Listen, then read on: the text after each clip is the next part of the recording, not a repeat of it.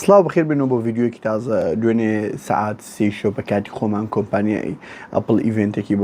کرد بە ناوی سکێری فاست ئیڤنتەکە باسی تۆزێک شتی ئەبدەیتی تازای کردۆ لەسەر پرۆسێسەرەکانی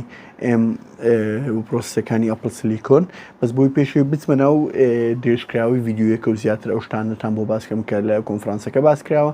لایکی ڤیددیوەکە لەبیر مەکەن و سەبسکرایبی چەناڵەکەش لەبیر نەکەن چکە زۆربەی ئەو کەسانەی کە تەماشای ڤیددیوەکانمان دەکەن تا سەبسکرایبی چەناڵەکەیان نەکردو طبعاً دوێنێ کۆمپانیای ئەپڵ کە ئەو پرۆسێسەری بڵاو کردو M3 بە M3 و M3 Pro M3 Max و لە مستەقبل M3 Ultra ئەوانش بڵاو دەبێتەوە بەزدارێ بەز ئەوەندەی بڵاو کردوەوە طبعاً ئەوە وەکو ئەو پلانانەی کۆمپانی ئەپڵ نییە لەبەرەوەی ئەپڵ لە دەرکردن و لە گۆڕینی ئەو ینی ئەو خەریتەی کە داینیاوە بۆ گۆڕینی پرۆدەکتێک لە سفرۆ بۆ شتێکی تریان لە پۆینتێکەوە بۆ پۆینتێکی تر دائیمەن و عادەتەن کاتی زۆر دەداتێ و کاتێکی زۆریشی دەوێت تا دەیگۆڕیتن و هەروەها دوێنێ کە ئەو کۆمپانی نەبووتە ساڵێک کە M2 Pro M2 Max و M2 Pro سەری M2 دەرچووە یەکسەر M3 بڵاو کردەوە خۆم من ماکبوک پرۆی M1 پرۆم هەیە کاتی دەرچوو 2 ساڵ پێش ئێستا زۆر سەری و عەجایبە بەس بۆ ئەو کەسانەی کە ئێستا بۆ ئەوەی کە معلوماتیان نییە کە دەیانەوێت بیکڕن بۆ یەکەمین جار کۆمپانی ئەپڵ بۆ ماکبوک پرۆیەکان ڕەنگێکی تازای بڵاو کردو بە ناوی سپیس بلاک کە لە ئەوەی M3 Pro دەست پێ دەکاتن نەک M3 ئەتیادی و هەروەها ماکبوک پرۆی ئەتیادی نێمە ئەوەی کە شاشە ئەوەکەی هەیە ئەو باڕەکە ئەوی شاشەشی ئەوە نییە مینی LED ئێستا هەر هەمویان بە ئێمەوە دەست پێ دەکات پرۆسەری ئینتڵ نەما ترانزیشنەکە تقریبەن هەمووی تەواو بە تەواوەتی تەواو بوو ئێستا M3 لە CPU 8 کۆرۆ دەست پێ دەکات دوای پرۆیەکە 12 کۆرۆ دەست پێ دەکات ئەوەکەی دیش ماکسەکە لە 16 کۆرۆ دەست پێ دەکاتن و هەروە GPU کە لە 10 کۆر و ئەوەکەی دی 18 کۆر ئەوەکەی دیش 40 کۆر M3 ماکسەکە 40 کۆر تانسی ئەو ڕقمانە بکەن و هەروە ڕامی M3 ئەتا 24 گیگا بایت دەڕوا و هەروە ڕامی M3 Pro ئەتا 36 ڕامی M3 Max ئەتا 128 گیگا بایت دەڕوا و هەروە نرخیان لە $1600 دەست پێ دەکات و ئەگەر ماکس ئاوتی بکەی ینی هەر هەموو مواسفات و هەموو شتەکان هەڵبژێری کە لە کۆمپانیای وێبسایت کۆمپانی ئەپڵ هەیە نزیکەی دەگاتە $7700 ماکبوک پرۆی شاشە 16 ئینجی ڕامی 128 و لە 128 دەکە ڕامی زیاتر و زایدن هاردی 8 تێرابایت و مواسفاتی زۆر لەو شتانەکە بە شاحینەکەی تقریبان 140 واتە طبعاً کۆمپانی ئەپڵ زۆر باسی ئەوەی کرد لە ئیڤنتەکە کە M3 زۆر باشترە لە چاو هەموو ئەو پرۆسێسەرانی کە لە کۆمپانیای ئەوە هەیە کۆمپانیەکانی ڕکابەرەکانی ئەوچی ئینتڵ و بەس بەناو ئینتڵ نینی ئەوانەی کە ڕکابەر AMD ئەوانەی ئەو چیپسێتانی کە لەسەر وینندۆز ئیژەکەن طبعاً ئەو مقارنە چی تۆزێک زاڵم و غەڵەتە ڕاستە پرۆسێسەرەکانی ئەپڵ لەو زۆر ڕوو باشترە بەس قەت ناتوانانی بە تەواوەتی پرۆسەری ئەپڵ بزانی چۆنە ئەتا وینندۆزی لەسەردانێک کە ئەو ڕوو نادات و هەروە بە حەیت خۆشی نازان پرۆسەری ئینتڵ و AMD چۆن ئەتا ماکۆئێسی لەسەردانێ چکە ئەو دووشتە قەت ڕوو نادا خۆی مقارنەکە تۆزێک لەو بوارەوە تۆزێک ئەوەیە بەس ئەپڵ لەو پرۆسێسەرەکانی لە ڕووی پاوەر ئیفیشنسی زۆر باشترە ئەوە بەبێ ئینکاری ناکرێت بە بەراورد لەگەڵ پرۆسێسەرەکانی AMD و ئینتڵ و ئەوشتانە و هەروە لە هەمان کاتیشدا لە ڕووی پێرفۆرمانس و لە ڕووی شتەوە لەوانەیە پرۆسێسەرەکانی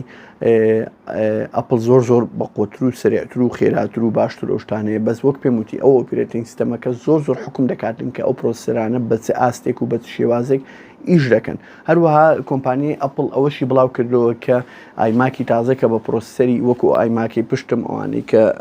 ئەوەیە زانیاریان نییە ئەوەی من M1 بە پرۆسەری M3 طبعاً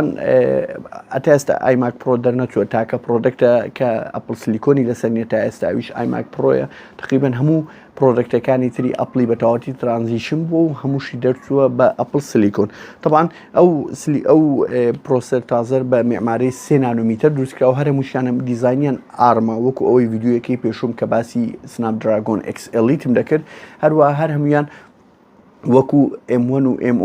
M1 Pro M1 Max و Ultra نینە کە پرۆسەرەکانیان بە معماری 5 نانۆمیتر ئێستاوان هەموو بە معماری 5 نانۆمیتر دروستکراینە ئەو بە معماری 3 نانۆمیتر چەند بخۆشمان دەزانن چەند نانۆمیترەکەمتر بێتەوە دەتوانن زیاتر ترانزستەری بخەنەوەی بە ملیار ئەو ترانزستەرانە ئیشی GPU و هەروە ئیشی CPU ئیشی MPU نیورال لانگویجی سەرەتر بکاتن کە ئێستا زۆربەی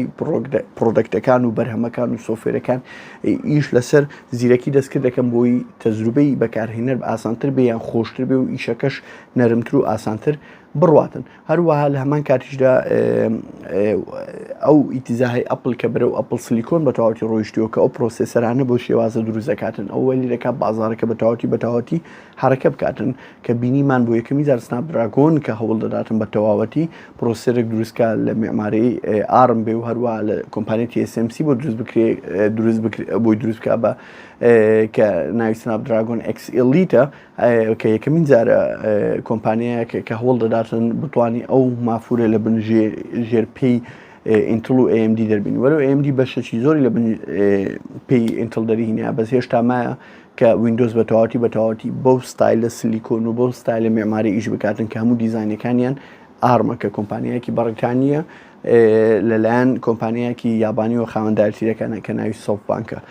و بۆیە هەموو بازارەکە بە تەواوەتی بەو ئیتیزاها دەڕواتن کە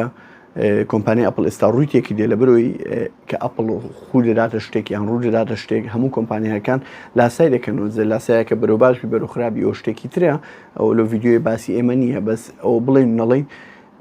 داهاتوی وینندۆز و داهاتوی ئەو پرۆسەرانی کە وینندۆز لەسەریان ئیش دەکات بەرەو گۆڕان دەسی لە بەرەوەی کۆمپانی ئەپڵ بە هەموو سەرچاوە مرۆیەکان و نامۆریەکان هەوڵ دەداتن کە ئەپڵ سلیکۆنی خۆی بە تەواوەتی بازارەکە کۆنتترۆل بکات لە ڕووی پەرفۆرمانس و لە ڕووی ئیفیشنسی و لە ڕووی زۆر شتی ترەوە بۆیە چاوەڕێی بن کە شەلالێک لە پرۆسەری تازە لەلایەن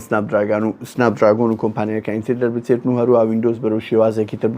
دوای ئەوەی کە مایکرۆسۆفت ماوەیەکی زۆرە مارکت شێری وینندۆز بە تەواوەتی لە دەست دەداتن کە وەکو جاران نەیماوە ئەگەر حەستان کرد لە کۆمنت بۆ بنووسن ڤیددیۆ دروستکەم لەسەر ئەوەی کە وینندۆز پێشتر سەتا چەندی بازاری لەدەست بوو ئێستا چەندی لەدەستە بۆ بەرەو لە ناو بازاری لە ناوچوون دەچیتن ئەگەر حەستان لێ لە کۆمنت بۆ بنووسن هەروەها لایک لەبیر نەکەن و سەبسکرایبی چەناڵەکە بە هیوای ڤیددیۆی تازە زۆر سپاس.